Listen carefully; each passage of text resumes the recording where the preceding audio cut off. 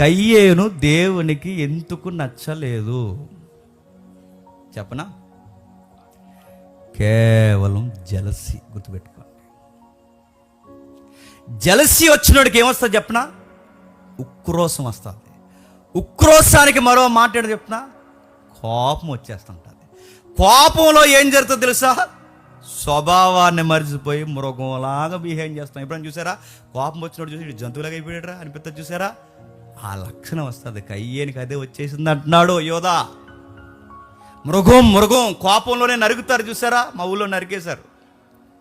నాకు ఆశ్చర్యం వేసింది, ఎలా నరికేశారా అంటే ఆ టైంలో ఆ కోపం వస్తే ఇంక మనిషిలా ఉండడు. చెప్పండి, మృగం కోపాలు వస్తే నడుతున్న ఆ మధ్య మీరు చూసేలేదు, సొంత భార్యని ఎన్ని ముక్కలో నరికాడట? 2 ముక్కలు, 72 ముక్కలు నరకడం కదా, మళ్ళీ ఉడకబెట్టడమే కాదు, మిక్సీలో వేసాడు కదా, పౌడర్ చేశాడట, ఎండబెట్టాడట, స్మెల్ రాకుండా ఆ మంచి గసగసాల పౌడర్ వేసాడట.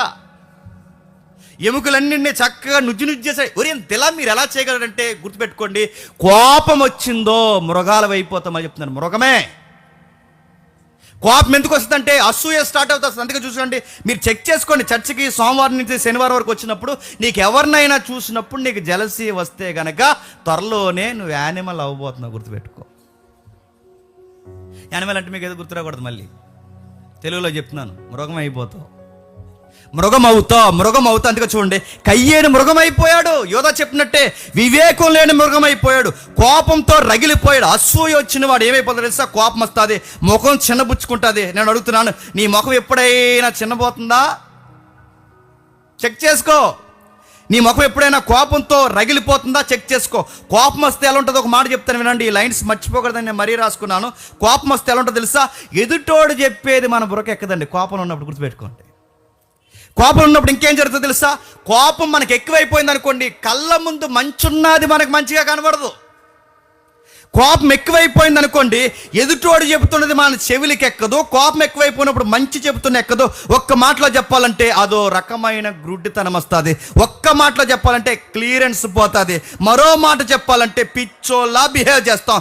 ఇంకా ఏం చెప్తా, బుర్రకి ఎక్కదు. అదో రకమైన యాటిట్యూడ్ ఉంటుంది. ఆ కోపం తగ్గేంత వరకు దేవుడు వచ్చి మాట్లాడిన ఈడి బుర్ర పనిచేయదు. అలాగే పనిచేయలేదు ఆడికి. సాక్షాత్తు వచ్చి మాట్లాడింది ఎవరు చెప్పండి? దేవుడే వచ్చి మాట్లాడుతున్నా ఇతగాడి బుర్రకి ఎక్కట్లేదంటే అసూయ వచ్చింది. అసూయలో కోపం వచ్చింది. ఆ కోపంలో దేవుడు వచ్చి ఆ మెసేజ్ చెబుతున్న అతగాడికి ఎక్కట్లేదంటే ఏమైందో తెలుసా? మృగం లక్షణాలు వచ్చేసాయి. కోపం ఎక్కువైతే, బాగా వినండి, కోపం ఎక్కువైతే బైబిల్ ఒక మాట అంది, కోపం ఎక్కువైతే పాపం చేస్తాం.